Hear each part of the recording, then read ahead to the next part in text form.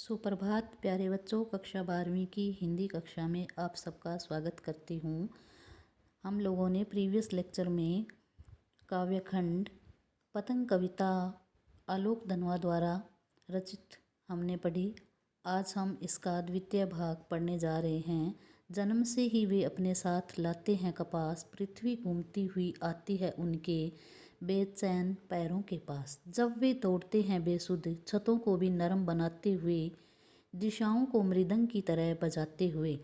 जैसा कि काव्यांश में हमने पढ़ा कि पतंग बच्चों को बड़ी ही प्रिय होती है और इस कविता में कवि ने बच्चों की बाल सुलभ इच्छाओं का वर्णन किया है। उनके मन की उत्सुकता को पतंग के माध्यम से उजागर किया है कि कहते हैं कि जब बच्चे जन्मते हैं बड़े ही कोमल नाजुक होते हैं, कपास की तरह, कपास यानी कि रुई की तरह सफ़ेद, बिल्कुल उनका मन भी स्वच्छ होता है, रुई की तरह स्वच्छ साफ निष्पाप होता है।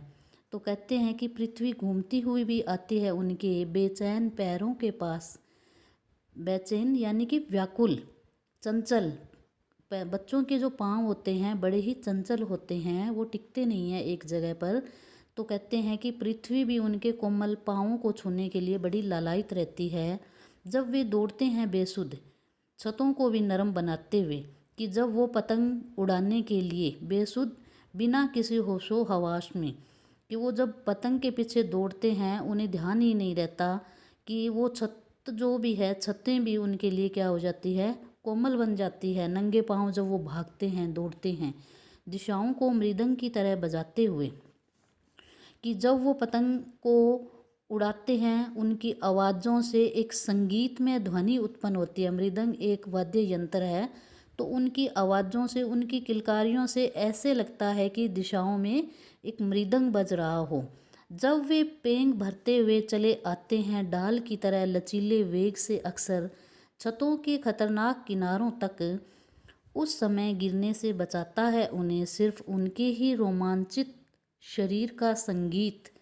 पतंगों की धड़कती ऊंचाइयां उन्हें थाम लेती है महज एक धागे के सहारे।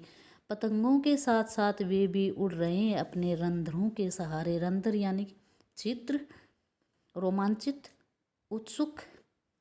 अगर वे कभी गिरते हैं छतों के खतरनाक किनारों से और बच जाते हैं, तब तो और भी निडर होकर सुनहले सूरज के सामने आते हैं। पृथ्वी और भी तेज घूमती हुई आती है उनके बेचैन पैरों के पास।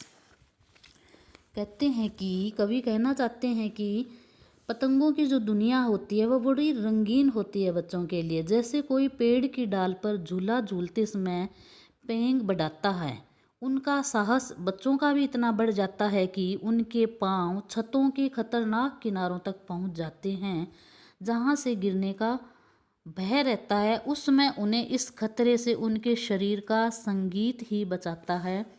इससे वे भय पर विजय पा जाते हैं और उन्हें थामने का काम केवल पतंग कर लेती है, और यह पतंग स्वयं भी एक धागे के सहारे उड़ती रहती है। कहते हैं कि बच्चों का पतंग में इतना ध्यान होता है कि उन्हें कोई सुध ही नहीं होती कि उनके पाँव कब छत की मुंडेर पर आ गए हैं, और उस समय उन्हें उनकी जो उत्सुकता ही जो पतंग है वो ही बचाती है। इन पतंगों के सहारे बच्चे भी उड़ते हुए प्रतीत होते हैं। ऐसे लगता है कि पतंग को जब वो ऊंचाई तक पहुंचाते हैं तो उस समय उनका मन भी पतंग के साथ उड़ता है। पतंग उड़ाते बच्चे यदि कभी छत के खतरनाक किनारों से गिर भी जाते हैं तो वे साफ बच जाते हैं उस समय। इस अवस्था में उनकी हिम्मत और भी बढ़ जाती है। वे उस समय सुनहले सूरज के सम्मुख खड़े होते हैं और उनके व्याकुल पाँव के पास धरती घूमती हुई स्वयं चली आती है।